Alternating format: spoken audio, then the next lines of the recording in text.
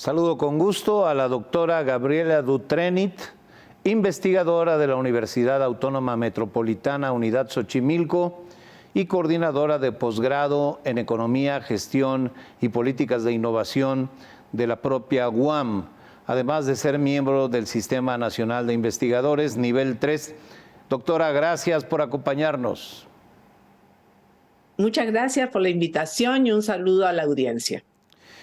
Doctora Dutrenit, el Congreso aprobó en sesiones irregulares, tanto en la Cámara de Diputados como en el Senado, la Ley de Humanidades, Ciencias, Tecnologías e Innovación.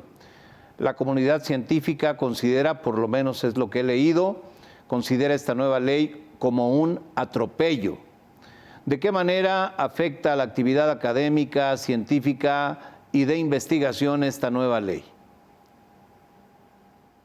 Bueno, sin duda es un atropello porque no se discutió, porque el Senado había acordado, ya tenía un punto de acuerdo respecto a que iba a haber también un parlamento abierto para que se escucharan las voces de las comunidades de ciencia, tecnología e innovación.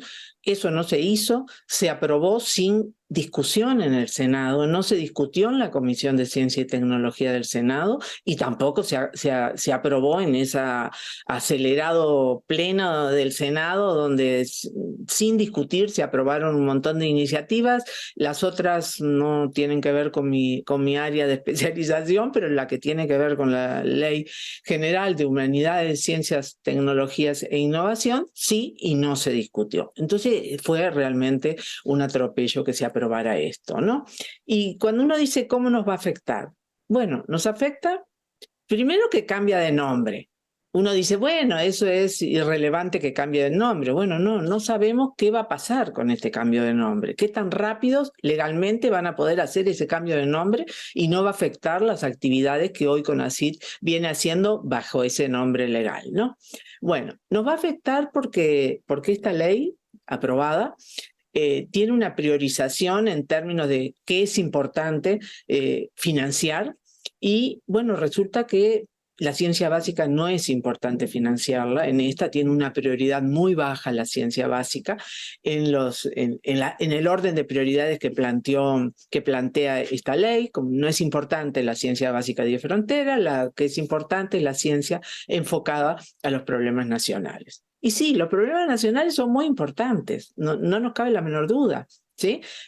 O sea, la ciencia siempre ha tenido un compromiso social, como lo mostró durante el periodo de la pandemia del COVID, donde los investigadores de todas las áreas del conocimiento nos pusimos a pensar en cómo podíamos contribuir a este problema nacional que era el COVID. La ciencia ha tenido un compromiso social, pero hay gente que hace investigación muy básica.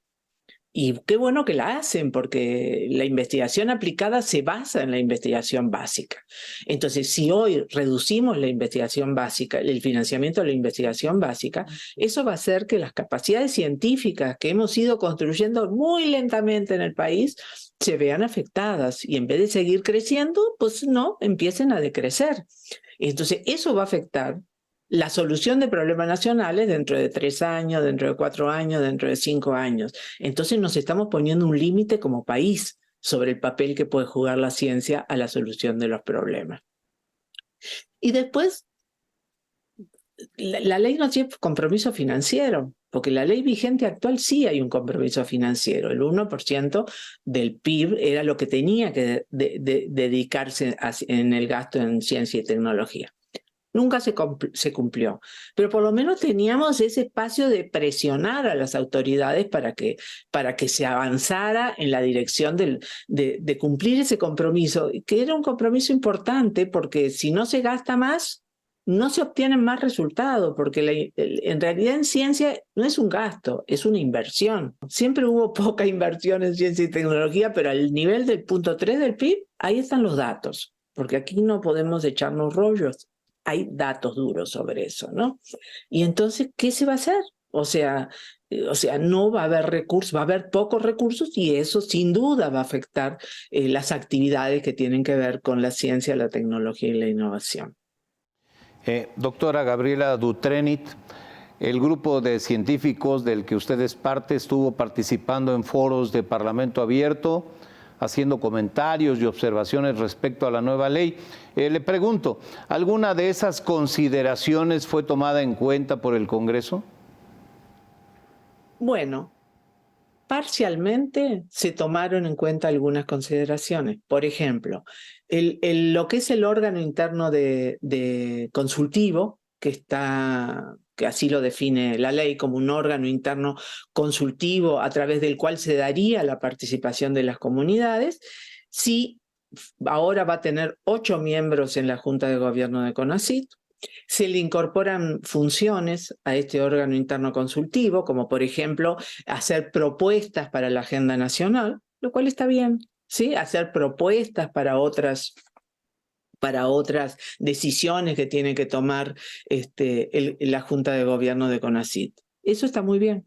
Pero lo que no tomaron en cuenta es que ese órgano interno consultivo no puede ser consultivo, porque no puede ser interno, porque si es un órgano interno y interno a CONACYT, ¿sí? Si es un órgano interno que su coordinador o coordinadora es nombrado por la persona que ocupa la dirección de CONACYT, entonces no es autónomo. Entonces ahí no va a haber la expresión autónoma de las comunidades de ciencia, tecnología e innovación. La persona que ocupa la dirección de CONACYT va a poner seguramente a un coordinador o coordinadora que no sea confrontativo a sus posiciones, y esa persona es la que va a nombrar a los 8 representantes de ese órgano. Entonces todo queda como en una camarilla, ¿sí? Entonces, qué bueno que le incorporaron funciones al órgano interno consultivo, pero el meollo del asunto es que ese órgano no puede ser un órgano interno, tiene que ser un órgano autónomo. Y eso no lo tomaron en cuenta. Entonces sí incorporaron algunas cosas, y las reconocemos, pero en su esencia se mantuvo como una ley centralista, donde las entidades federativas no participan en la toma de decisiones que se hacen en la Junta de Gobierno de CONACYT, y ahí no hay representación de las entidades federativas en esa Junta de Gobierno. Por tanto, las competencias que les corresponde a las entidades federativas no son reconocidas y no se le asignan en esto que es una ley general, y como ley general tiene que incluir a la federación y a las entidades federativas de municipios y demarcaciones de la Ciudad de México. Doctora Dutrenit, ¿qué acciones tomará la comunidad científica y académica, particularmente la red Prociencia, de la que usted es parte, para expresar su inconformidad hacia la nueva ley? Bueno, mira, nosotros hicimos lo que pudimos. Impulsamos los parlamentos abiertos, participamos en los 2 que se hicieron. La Cámara de Diputados no hizo los otros 5 que faltaron para tener 7, por tanto no pudimos expresarnos sobre 5 de los capítulos de la ley, no pudimos expresarnos, por ejemplo, sobre de las bases de coordinación con las entidades federativas, el tema de la innovación, el tema de los centros públicos de investigación. Todos estos temas se mencionaron en los foros primero y segundo, pero no eran el centro. No obstante, ahora pues no nos podemos expresar más sobre el tema. Ahora la ley pasó a otro ámbito, ¿sí? Ahora va a ser seguramente avalada por el titular del Ejecutivo, y va a pasar al diario oficial de la Federación, ¿no? Y entonces el tema es que la discusión ahora pasa a otro ámbito, ¿sí? Ahorita viene el tema legal, ¿sí?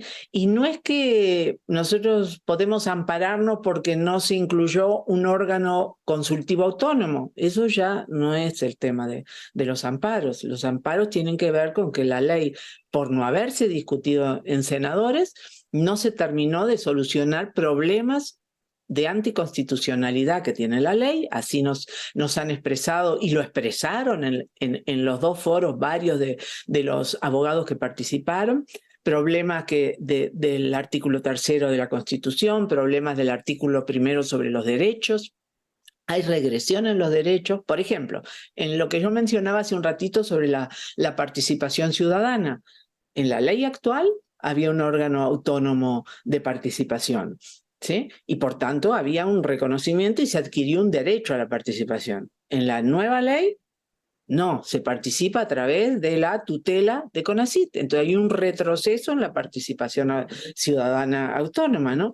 Y bueno, la Constitución no llama a que haya retrocesos. Lo que tiene que haber es progresión en los derechos, y hay retrocesos. Entonces hay retroceso en la participación ciudadana, hay retroceso para los investigadores, investigadoras y estudiantes de las universidades particulares, hay un retroceso para ellos definitivamente, porque no se les da el mismo lugar que se le da a los investigadores, investigadoras y estudiantes de las universidades públicas, se los trata de forma diferenciada por el lugar donde se están realizando los estudios o el trabajo. Entonces ahí hay una afectación al artículo 1 de la Constitución, mismo que lo han usado los investigadores investigadoras de las universidades privadas para ya van más de 1000 amparos que han interpuesto, y bueno, y de ahí van avanzando sus amparos, fueron aceptados en los órganos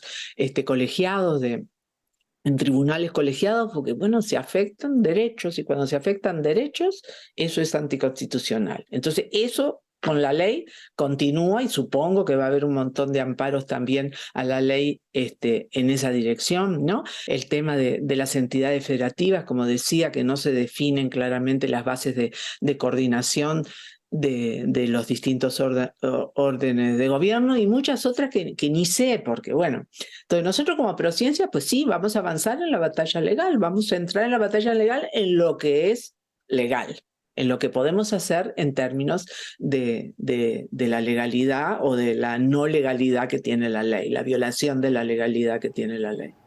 Doctora Gabriela Dutrenit, ¿cómo debe interpretarse el asedio de este gobierno, el de López Obrador, hacia la comunidad científica y académica, emprendido desde CONACYT y personalmente por la directora Marielena Álvarez Bulla, asedio del que usted ha sido víctima en lo personal, al igual que otros colegas suyos? Bueno, es algo muy sorprendente. Uno no puede entender por qué ese odio, esa cosa contra un grupo, primero lo que se llamó los 31 científicos, pero en general, ¿por qué ha habido esta confrontación generada desde CONACYT con la comunidad, sobre todo con la comunidad científica, ¿sí? Y esa dificultad para establecer diálogos y para tratar de confluir en una misma dirección, ¿no? Da como la sensación de que, porque si uno mira lo que es todo la exposición de motivos de la ley esta de CONACYT, en toda la exposición de motivos hay una cosa agresiva, tratando de hablar de corrupción, de conservadores, entonces como que era importante para la propia ley de CONACYT que hubiera corruptos del periodo anterior, ¿no? Y entonces a lo mejor vinculado con eso es esa cosa que hubo tan agresiva de hacer acusaciones de corrupción. Digo, no le fue bien, porque bueno, hasta la Suprema Corte de Justicia de la Nación al final sentenció de que no se habían utilizado de forma incorrecta los recursos en el Foro Consultivo Científico y Tecnológico AC, y bueno, y el juez de control de Almoloya pues dijo que no había caso penal, porque digo, no había argumentos para decir de que había un problema penal en las acusaciones que nos hizo la Fiscalía General de la República, pero basados en la denuncia que había hecho CONACYT. Entonces, todo eso ha generado muchas contradicciones, ¿no? Y muchas confrontación entre partes de la comunidad científica, porque la comunidad científica es muy grande, hay muchos grupos en la comunidad científica con distintas opiniones, y en vez de buscar confluir, llegar a un consenso entre todos para esta ley general en materia de humanidades, ciencias, tecnologías e innovación, como se le ha denominado, en vez de buscar eso, pues no, se han introducido algunos cambios, pero en esencia se mantiene el mismo enfoque sumamente centralista, antidemocrática de la ley, de no respeto a la libertad académica, porque la palabra libertad académica está a lo largo del documento, pero en los hechos, cuando se define una prioridad de las asignaciones presupuestarias, pues ahí se afecta la libertad académica. Sin duda la libertad académica de los colegas que trabajan en los centros públicos de investigación está afectada cuando es en la Junta de Gobierno de CONACYT, donde se van a definir los grandes temas que van a investigar los centros públicos de investigación. O sea, hay toda una cosa que produjo y que reprodujo y que va a reproducir esa confrontación con la comunidad científica innecesaria, ¿sí? Inoportuna. ¿Sí? Una comunidad científica que siempre ha tenido compromiso social, que por supuesto que está dispuesta a contribuir a la solución de los problemas nacionales, pero que en este momento está peleando por su supervivencia.